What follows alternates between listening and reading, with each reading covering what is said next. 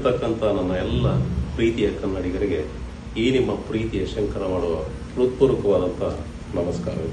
ಸ್ನೇಹಿತರೆ, ಇದೇ ಜುಲೈ 27ನೇ ತಾರೀಕು ನಮ್ಮವರು ತಂಡ ಚೆನ್ನೈಯವರಿಂದ ಹಮ್ಮಿಕೊಂಡಿರ್ತಕ್ಕಂಥ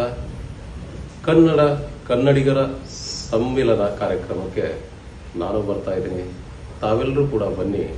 ಕಾರ್ಯಕ್ರಮದಲ್ಲಿ ಹಲವಾರು ಸಾಂಸ್ಕೃತಿಕ ಕಾರ್ಯಕ್ರಮಗಳನ್ನು ಹಮ್ಮಿಕೊಳ್ಳಲಾಗಿದೆ. ಸೊ ಎಲ್ಲರೂ ಬನ್ನಿ, ನಿಮ್ಮ ಸ್ನೇಹಿತರನ್ನು ಕರೆತನ್ನಿ.